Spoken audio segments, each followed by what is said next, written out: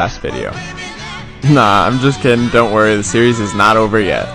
But I am looking for some bakeries in New York City that can help me make larger loaves of bread and cook this grilled cheese. So if you know a bakery that can help, make sure you send this video to them. This grilled cheese was absolutely huge and ended up taking almost 20 minutes to melt all the cheese.